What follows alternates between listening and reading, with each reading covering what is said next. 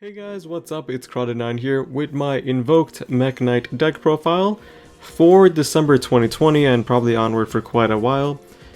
This is something I've been playing around with more frequently. I've enjoyed Mekk-Knights more than I've enjoyed Dogmatica, for example. And I want to show you guys my updated deck profile because it's been a while and I want to show you guys how I've been playing the deck and some options you may not have considered that you might want to consider. So let's go straight into the deck profile. And don't forget to like, comment, subscribe, you guys know the drill. Same thing. So, starting off, we have 3 copies of Alistair the Invoker. Simple enough, he's going to go ahead and search out your invocation from deck to hand, and you can also do that if he's flipped face up. And on top of that, he can boost one of your fusions by 1000 attack and defense, which can come in clutch a lot of the time for game or just keeping your monsters alive. So, moving on, we're playing 3 copies of Mekk-Knight Purple. So Mekk-Knight Purple could be summoned as long as there's 2 cards in a column, whether it's yours or your opponent's or a combination of both. You can target a Mekk-Knight on your field, him or another one, and then if it resolves, that is the cost of targeting, you can go ahead and search out another Mekk-Knight from your deck that isn't purple. So in that case, we're going to be searching out... Oh, and he'll be coming back on your next standby phase. You can search out Mekk-Knight Blue. Mekk-Knight Blue has the same condition, as long as there's 2 cards in a column. And then you can search other Mekk-Knights besides blue based on your opponent's column. So if they have 2 cards on their side of the field in the same column, you can search out 2 different Mekk-Knights, which can be purple and then something else. And from that, we're going to be playing our last Mekk-Knight, which is Indigo. I do see some people play things like yellow and red, and those are options. I just feel like this lineup has been the most tried and true for the deck. It's been something that works out consistently, so not really much of a point to change it from my experience. Indigo can just move around the column of his zone or another one, so what you do is you target a Mekk-Knight, move it to the side, and then summon another Mekk-Knight in another column. That's kind of it. He's also a level 8, which you can keep in mind for Mekk-Knight Purple, which you can make a rank 8 synchro if you really, a rank 8 exceed if you really want to. Playing 1 copy of Prinkatops. Something you'll know throughout my deck profile is that I play a lot of 1-0s that are going to be good no matter what point of the game you draw them in. They're always going to be live and active, which is a theme I try to keep in my deck. Prinkatops, no matter what point in the game you draw him, is always going to be a very valuable card that is going to gain you advantage. Even as a 1-of, you're going second deck primarily, it doesn't hurt to have him, whether you draw him second on your going first turn, as long as you're going second, obviously your first turn. You'll be fine, honestly. Drawing him for the 10th turn, if it lasts that long, it'll be good. I am playing 3 copies of Phantasme. I know not everyone will agree with that, and that's fine. The reason why I play Phantasme is because every deck in the game is still running links to capacity, right? Every meta deck has to play Link. There is no meta deck in the game right now that is not playing a single Link. And the fact that that's a thing and you're going second, you always want to get the draw power, the body on board, and the targeting protection on your turn. Now, the only problem right now is that we do have a card like Triple Tactical Talents that is in the game that technically would counter Phantasme. But here's the thing, if you're already playing hand traps, you're already susceptible to triple tactics, so just run your Phantasme, hope they don't use the confiscation effect, and continue your plays. Moving on. 2 copies of Ash Blossom. I know not everyone will agree with that, and that's fine. 2 has been working out for me for a very long time. The reason why is I don't want to see 2 in my hand, and I don't want to have a higher chance of drawing it for a turn. I know it's weird, I know some people wouldn't mind that. I just want to optimize my deck to be drawing these power cards rather than a hand trap that is a bit late to get, see in my hand. And things like Phantasme, I can dig for an Ash maybe a little bit, or maybe I'll end up, putting the Ash back if it's already too late to use or there's just no point. But Ash overall is still going to be a 2, if not 3 of, depending on your preference. 2 copies of Ghost Ogre, same concept, it's always going to be good. This is a bit more utilized against non-meta decks, which is fine, because you're not always going to go against meta decks, you're going to go against a variety. So why not play a card that's always going to be good, at any point, right? The fact that you can pop continuous spell and trap cards, a field card on their effect activation, just a lot of things you can pop and it's always going to be useful, and the fact that you remove the monster on board when they use the effect can sometimes just win you the game alone. So we are playing 2 copies of the Brick. which is Red Eyes, Black Dragon, and Dark Magician. Play any variation of the art you like. These are just my 2 favorites, so we're gonna stick with that. 1 copy of Terraforming searches out any field card up from your deck, and we're only playing 1 field card, well 3 copies of it, which is Magical Meltdown.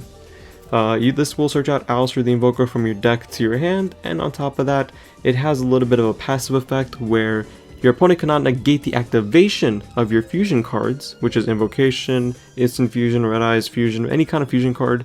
And on top of that, when you successfully summon a fusion monster, you have priority, right? They cannot respond to anything that happens on the summoning of that monster and the summon period. So for example, if I summon out Invoked Elysium, I can activate its quick effect on the summon, and my opponent cannot respond to it. I can also chain things like Twin Twisters, Cosmic Cycles, and they cannot respond to it. You have that little window of priority where quick effects are all yours to use, so keep that in mind.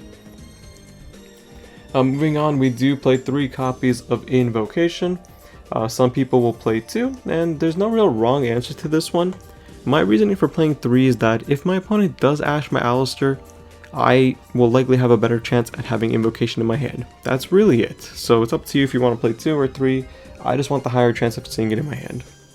We are playing 2 copies of Super Polymerization. This is something that, again, not everyone's going to be agreeing with, and that's fine. I'm the type of person that until the card starts losing me games, that's when I take it out. So far, Super Poly, whenever I've had it, it's been used. It's always been useful. And I'll explain a bit more in my extra deck, because I do run a couple of options. But overall, like, Super Poly has not let me down yet, and the fact that you can just normal summon Alistair, let's say they pop it somehow and you don't really have any kind of other play, you can just activate Super Poly and make probably Elysium or Macabre or Purgatrio at the best, and sometimes win the game off of that alone. So that's my reasoning. But again, this could be taken out if you're not a fan of the card, until it becomes completely useless to me or starts losing me games. It's staying, in my deck. Same concept with Instant Fusion. I did try to take it out, but it's been working out perfectly fine. It's always a good card to draw as long as I have 1,000 life points and it's not like going first turn. So if I draw it, if I'm going second or if I'm, have my turn following, it's always going to be good. And the fact that I can set it, summon a Mekk-Knight, activate it, is usually going to be really beneficial. 1 Red Eyes Fusion. You don't want to be drawing this unless it's your only real play of your hand, which by all means use it. But it's okay, it's good. It's a nice card. Not much else to say, just Dragoon. 3 copies of Triple Tactical Talents is something that I've been testing out and actually enjoying. So I did cut out Pot of Desires completely in favor of Triple Tactics. My reason is that I want to kind of capitalize on, not having all these cards susceptible to draw unlock. The biggest thing with this deck is that Alistair has to search, Meltdown has to search, Terraforming has to search, Purple doesn't have to search, but it needs to search to continue your plays. And the fact that I could just draw 2 cards and not have to worry about like an Ash, essentially, right? Like if they Veilered me and then they Ash this, that's 2 cards gone, and I don't really lose any kind of resources. Pot of Desires, I lose 10 cards. I know that's not the biggest deal, and I didn't really care about it for a long time, but now that you're playing, Dark Magician, Red Eyes Black Dragon, Red Eyes Fusion, you have a little bit of a concern with banishing 10. Now, something you can do is you can take out the Instant Fusion and 1 Triple Tactical Talents and throw in 2 Pot of Desires, so you'll play 2 and 2. That's something you can do if you want to, and that's something I was testing around with, because if you do banish your Red Eyes cards for the Dragoon, you have some backup plays, so keep that in mind. It might be an option for you. But yeah, the fact that you can either draw 2, take something out of your opponent's hand, or Change of Heart is just amazing in this deck. So 2 copies of Cosmic Cyclone coming up next. I don't like back row cards. I like the option to quick effect destroy them, and not only that, banishing them. And yeah, this deck just dies to Mystic Mind if you don't have it out, and this is technically her out, so always be prepared. 1 copy of Harpy's Featherduster. It is back. It is probably not causing the biggest splash in the world, but it's still a card that it's always going to be good no matter what point in the game, because back row sucks. And 1 copy of Mind Control. Also, again, at any point in the game when you draw it, as long as you have a play to back it up, you're always going to have a good time with Mind Control. And following that, 3 copies of Impermanence to round out our 40 card deck. Impermanence, gonna be good going first, gonna be good going second, and funny enough, you can negate trap cards with Macabre if you draw it. It's happened like 5 times in my entire life, and I'll tell you, it's always funny. So let's jump straight into the extra deck. We have 2 copies of Macabre. He is your light target that can be made with 1 Alistair, and he negate and banishes the activation of your opponent's card effect as long as you have the same type. So if you have a monster, you can negate a monster effect. If you have a spell, you can negate a spell effect. Trap for trap, that type of analogy. I am playing 2 copies of Purga Trio, and I've been playing 2 consistently for years because I always use the first one to link climb if I need that link climbing ability, and if not, it's just good because in the grinder games, Purga Trio wins more often than not because the fact that you can attack each monster once, it's not an activation effect, it's just a passive, and he gains 200 attack for each card on your opponent's field. He is insanely good just OTKing alone, and yeah, I'm okay with playing 2.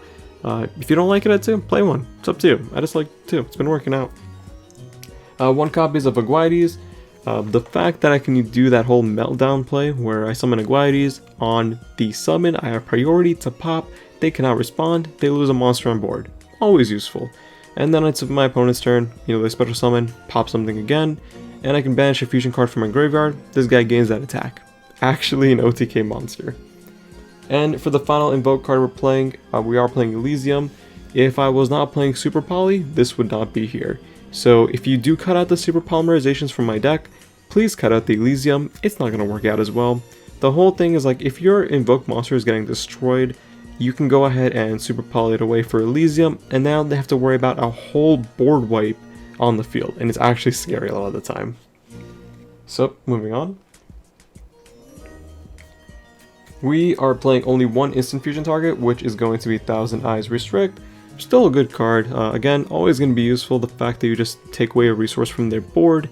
Sometimes bait out 2 negates in the process as well, which is always nice. Yeah, Thousand Eyes is really good. You can play Millennium Eyes if you want. I just think that this has done more for me. You can play Raijin if you want. Again, you have the Meltdown priority to book something if you want. Just Thousand Eyes has been more useful for me. Following that, obviously we're playing the 1 Red Eyes Dragoon. No surprise, we have Dark Magician and Red Eyes in the deck. It's good. It's okay. It's an okay card. I mean, it's not the most broken card ever made or anything. We are playing 1 Starving Venom Dragon and 1 Earth Golem Adignister for our Super Poly targets. And I know you guys might not be too, sure what Adignister does, right? So it only requires 1 Cyberus monster and 1 Link monster. And this honestly is not as bad as you think. For some decks, you don't even need to use your own resources, you just swipe their whole board and you win, right? But the reason why is that you do play 2 cards that are Cyberus in the deck. And you get them out rather consistently every time. So what do? Summon out Almirage. No response, make Secure Gardener. No response, Super Poly away a Link monster that might be, a burden on you, something like, what was that card called that Zodiac's play? I can't remember it off the bat. That Infinitrax, the Infinitrax monster. What do? Just Super Poly it away, and you win. And yeah, that's kind of it. It's small things you need to consider like that. And it doesn't hurt to just have that 1 card in my extra deck just, secured for a Super Poly target. Again, if you do take away Super Poly, you do open up your extra deck to 3 extra slots. Do with that what you will. Moving on, we're playing 1 Alistair the Invoker of Madness. Simple enough, just good. You can continually make more fusions and just OTK through sheer attack points. And it's super cool. 1 Predaplant Anaconda, purely going to be used honestly for Red Eyes Fusion. I have used it for Super Polymerization every now and then because he does have 2 effects. One of his effects, target something on your opponent's field, make it a dark monster. If that's all you want to do, you can Super Poly it away, honestly, if you want to be like that. It's good. Anaconda's good. It should get banned, honestly. If Anaconda's banned, I would not mind. And 1 Borrelsword Dragon because it is an OTK machine. Borrelsword is still going to be good. And I have no regrets on that. And that would be our 15 card extra deck. And finally the side deck, which I will preface by saying the extra deck should be dependent to your locals. We do not have regionals, we do not have YCSs to really base off a more generic extra deck. We don't have full results. But this is what I find pretty generic that can hit essentially any deck in the current known format. So let's go ahead and go through it. 3 Nibiru, it's always going to be more or less a useful card. Let's be honest, it's just Nibiru. You can cut this out if you really want to for maybe Veilers or Gamma package. I just think Nibiru is always going to be the more useful card. It just destroys Rogue, and that honestly could be enough to win you a lot of games. 3 copies of Artifact Lancia. A lot of decks still have to banish, and the fact that you just take away the whole banishing ability is just enough to win you the game. Dinosaurs can't play the game. Invoked Dogmatica has a tougher time playing the game. So yeah, honestly, Lancia can just win you a lot of games. I am still playing 2 copies of Twin Twister. This can be cut out if you own Lightning. I would swap this out for Lightning Storms if you own them, but there is benefits to Twin Twisters that Lightning Storm does not have. Obviously, Lightning Storm, you can't have face-up cards. Twin Twister, doesn't matter if you do. You just need to have a card in hand to use it, and you target 2 cards and just pop them. And it's a quick effect, can be used on your turn or your opponent's turn at any point you need to. So just keep that in mind, there are some benefits, but I like Twin Twister a little bit more. Next thing we have is the 3rd Super Polymerization. If they're playing a Dark-centric deck or a Cybers deck, I will throw this in, or if I feel like this is going to be really useful for me, maybe they're playing Invoked as well, right? Some kind of variant? Could just Super Poly their target's way and make my own. So that's always good to know. 3 copies of Evenly Matched. I'm so iffy on this these days. It's still a fantastic card, but I would likely cut this away for 3 going first cards. I feel like the deck can make a going first play, which is going to be Dragoon and Mekk-Knight ideally, but you know, like, a lot of people won't make you go second, and even if they do, the fact that you just have to bait out a negate, and if they don't bait it out, now Evenly Matched is dead. I would probably cut this out for something else. What I would cut it out for, it's not too sure, I'll be honest with you yet. I have to think about it, but this is something that it's like, I don't want to cut it out, but I think I have to cut it out. So we'll see where that goes. And finally, 3 copies of their Columbi 1. This deck can play around this card so fantastically. You don't really run too many of the same types. Alistair is a spellcaster, which would cut you away from Dragoon and the Alistair Link. The Mekk-Knights are all psychics. Macabre is a machine. You know, you have a lot of variants, you have a lot of options here, so I wouldn't worry too much about this card. And a lot of decks can't play through this at all. Like, they just lose because they just have nothing else besides a monotype deck or monotype attributes that they need to go through. And guys, that is it for my deck profile. Thank you very much for watching. I hope you guys enjoyed. I know it's been a while, much longer video than usual. But if you have any questions, feel free to comment down below. And yeah, I will be here for the next video. Take care.